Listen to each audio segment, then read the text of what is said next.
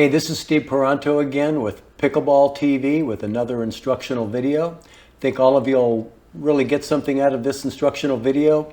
You might find it really helps without even spending much time drilling on the pickleball court.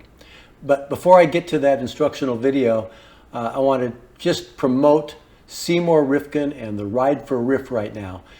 Seymour is riding his bicycle from San Diego to Florida, 3,000-mile bike ride to raise money for the Pickleball Hall of Fame. So he's taking donations. Help us out, help Seymour out. He's 70-year-old riding his bicycle all the way from San Diego, California to Florida. Can you believe that? Pickleball Ranch will be opening this October. Pickleball Ranch will feature the new Hall of Fame building. You can come and visit, play, and right now we need to raise some money. And there's a link below this video that you can click on so you can make your donations. Today's instructional video, I'm going to share with you a little secret that all the pros know, and it could be just the thing that could improve your game. Most of today's top pickleball players add weighting to their paddle, to the perimeter of their paddle. We're going to show you today why and how. So why do pros and top players add weight to the perimeter of their pickleball paddle? Well, here's why. It all comes down to physics. When we have weight around the outside of the paddle, when we add some additional weight, it lends to helping the paddle feel like it has a bigger sweet spot. It also will help the paddle not twist in your hands. This theory of adding perimeter weight to a pickleball paddle has been around for a long time, used in other sports. The industry of golfing, well, this is an iron here and it's perimeter weighted. So if I hit the golf ball not quite in the center, it doesn't twist in my hand. Tennis, now I do have a very old tennis racket here. This is my college racket actually, the good old Arthur Ashe competition. If you notice in tennis rackets, most of the weight is the frame, is the perimeter, because the middle is a very lightweight string. That helps the racket from twisting. I stumbled on to using perimeter weighting on my paddles many years ago in the 80s. Here's how that happened. My dad was inventing the first composite paddle. Here it is. This turned into ProLite. And when he was first making these, well, we just cut the material out. These are the prototypes. They played great, but we soon realized that we had a product we wanted to sell, so we needed to put an edge guard on it.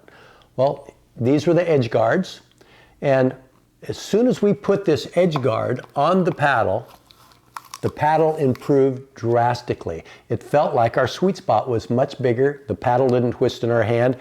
What we were doing is we stumbled on adding perimeter weight just by adding an edge guard.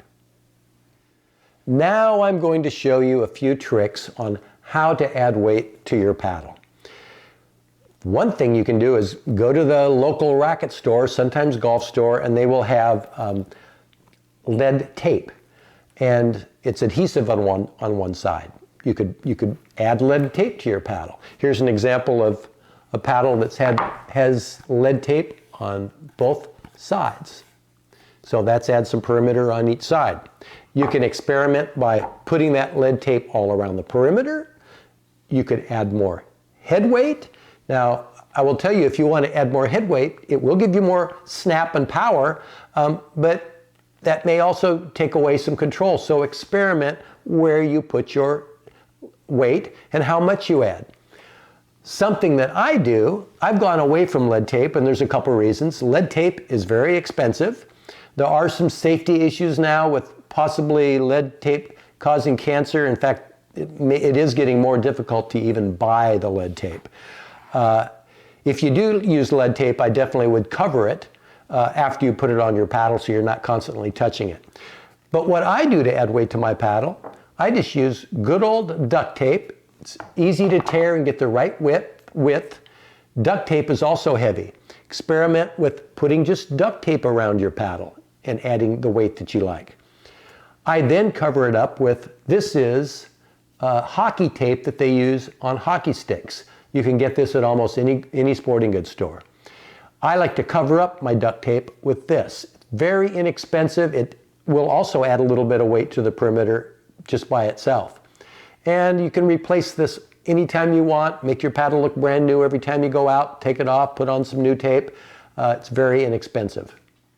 The amount of weight you add to your paddle is going to be a personal preference.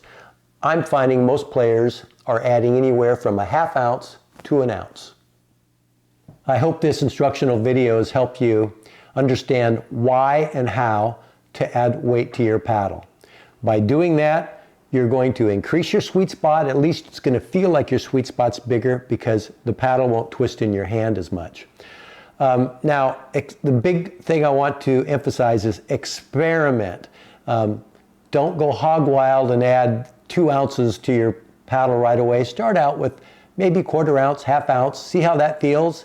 If you feel like you can maybe handle a little more weight, go ahead. Remember, there's always a drawback to adding too much weight. Your hand will be a little slower. So there's pluses and minuses with adding weight, but I think you will find that by just adding some weight, you will find a big improvement in your game.